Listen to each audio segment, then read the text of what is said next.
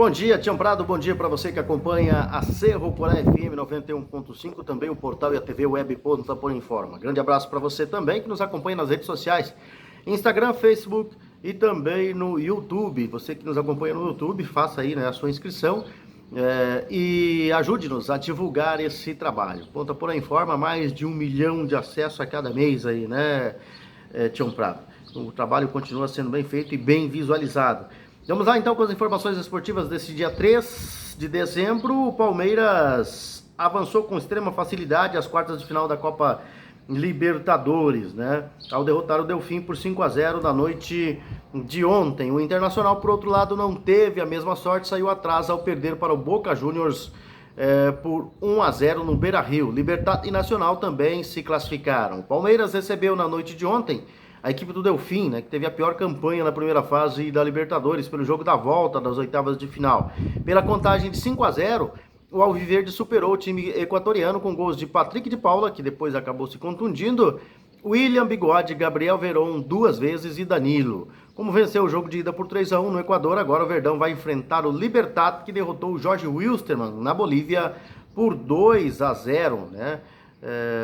Mesmo após ter vencido no Paraguai por 3-1, ou seja, ficou 5-1 aí no placar agregado, o Libertad se classificou fácil. Com um grande número de gols emplacados no duelo desta noite, o Verdão também ficou perto de chegar ao recorde de mais gols do time em uma mesma edição, né, no século atual, pois considerando as disputas de Libertadores a partir de 2001, quando começa a valer o século vigente, o Palmeiras está agora a apenas uma bola na rede de igualar sua maior quantidade de gols marcados em uma única edição. Foram 26 gols em 2001, quando a equipe chegou à semifinal da competição, contra 25 da atual edição, sendo o melhor ataque até aqui. O Independiente del Valle do técnico Miguel Ramírez acabou eliminado nas oitavas de final da Copa Libertadores. No Uruguai, o time equatoriano ficou no empate sem gols diante do Nacional, assim como ocorreu no Equador, mas acabou perdendo nos pênaltis. No tempo normal, o árbitro anulou um gol do Del Valle após consultar o VAR nos minutos finais. O Nacional terá uma pedreira pela frente. O clube uruguaio vai enfrentar o River Plate, que passou a derrotar o Atlético Paranaense por 1-0 em Avellaneda, após empate por 1-1 em Curitiba. O Internacional não é o mesmo sem Eduardo Coudet, né? A equipe de Abel Braga estacionou, ficou aí, né? E além de estacionar nesse futebol que tinha com o Coudet, agora colecionou mais uma derrota. Ontem perdeu para o Boca Juniors em pleno Beira-Rio por 1-0, gol marcado por um velho conhecido do futebol brasileiro, Carlitos Tevez, que inclusive protagonizou cerca de até uma certa rivalidade aí, né, com o Colorado em seus tempos de Corinthians. Com a derrota, o Inter vê a pressão aumentar e terá que vencer o Boca por 2 gols de diferença para avançar às quartas de final, ou até um gol desde que marque 2 vezes. O vencedor pegará o Racing, que despachou o Flamengo no Maracanã. Resultados da rodada então: Santos 0, LDU venceu por 1-0, a LDU fez 1-0 na Vila Belmiro, mas o Santos havia vencido em Quito por 2-1, então por ter feito os 2 gols fora de casa se classificou. River Plate ganhou do Atlético Paranaense 1-0, Flamengo empatou com o Racing em 1-1, mesmo placar do jogo lá da Argentina, mas perdeu nos pênaltis 5-4. Nacional do Uruguai e Del Valle também empataram em 0-0, placar que se repetiu, né, lá na Colômbia e no Equador, e o Nacional acabou se classificando nos pênaltis. O Palmeiras não teve dificuldades, fez 5-0 no Delfim do Equador.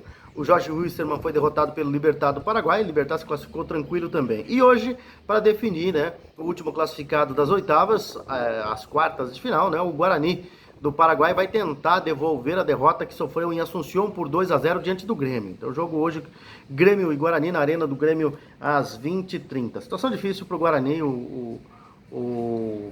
o Grêmio está praticamente com a mão na vaga e a mão na classificação, né, para as quartas de final.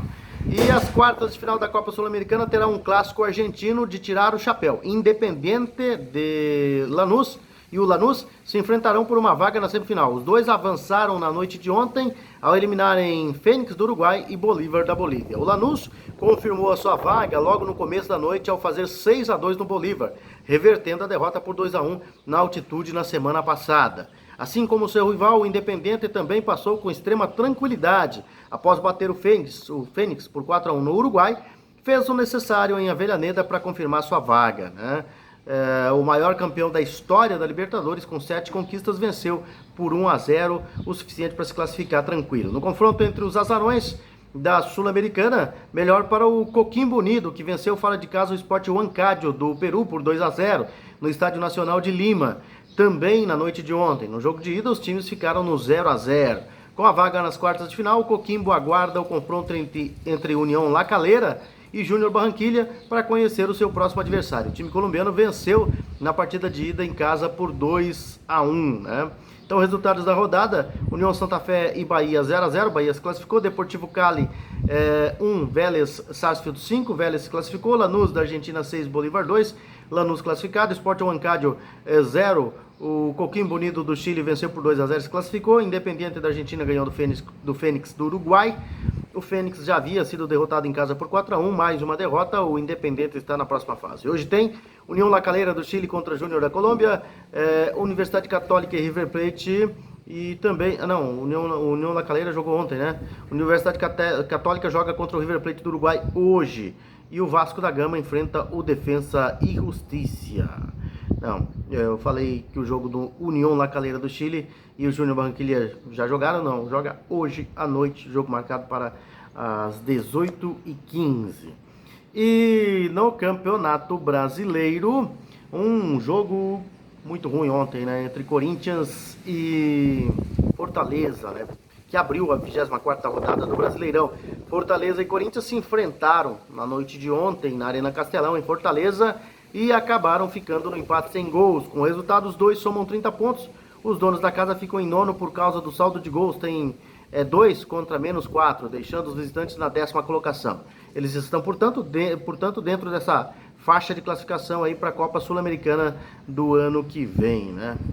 Pelo menos isso de consolo para os dois times, porque futebol foi complicado, hein? Foi complicado o jogo. Apenas 2 partidas foram realizadas na noite de ontem e colocaram um ponto final à 25ª rodada do Campeonato Brasileiro da Série B. O Cruzeiro venceu o clássico diante do América Mineiro, enquanto que o Botafogo e o Juventude empataram em 1-1. Só que a arbitragem colaborou muito com o Cruzeiro ontem, hein? Atuando na Arena Independência, em Belo Horizonte, o Cruzeiro bateu o América Mineiro por 2-1. Rafael Sobis, aos 13 minutos do primeiro tempo, converteu um pênalti polêmico, né? Aliás, não foi pênalti não, né? E o América Mineiro teve 2 pênaltis claríssimos não marcados a seu favor. Aos 2 do segundo tempo, Manuel ampliou. Depois, aos 15, Anderson Jesus descontou, mas o resultado ficou mesmo em 2-1 para o Cruzeiro. Já no estádio Santa Cruz, em Ribeirão Preto, o Juventude abriu o placar com a cabeçada de Rafael Grampola aos 20 minutos do segundo tempo, mas o Wellington Tanque, aos 40, de voleio, empatou em 1-1 para o Botafogo. Com esses resultados, o Coelhão segue na vice-liderança com 44 pontos e o Papo fecha o grupo de acesso em quarto com 41, enquanto que a Raposa está no 15º lugar com 31 e a Pantera da Mogiana é o 19º, né? A Pantera da Mogiana é o Botafogo de Ribeirão Preto com 20 pontos, 9 abaixo do Paraná, que é o primeiro fora da zona do rebaixamento. Resultados então: Brasil de Pelotas e Operário 0-0, Avaí 0, Oeste 3, Chapecoense 1, Cuiabá 0, CRB e CSA 0-0, Náutico 2, Guarani 0, Confiança e Figueirense 1-1, Ponte Preta e Sampaio Correia 1-1, Paraná 1, Vitória 4, Botafogo e Juventude 1-1, América Mineiro 1, Cruzeiro 2. Esse jogo, a arbitragem colaborou demais para a vitória do Cruzeiro, né? 2 pênaltis claríssimos não marcados a favor do América Mineiro e um pênalti inexistente anotado para o Cruzeiro, que acabou convertido pelo Rafael Sobis. Chapecoense lidera com 50 pontos, o América Mineiro é o segundo com 44, o Sampaio Correia tem 41, é o terceiro, e o Juventude é o quarto com 41 pontos. Na 5ª colocação, o Cuiabá está com 40 pontos, sexto, CSA 38, sétimo, Ponte Preta 37, oitavo, Avaí 36, nono, Confiança 36, 10º, Guarani 34, 11º, CRB 33, 12º, Operário 33,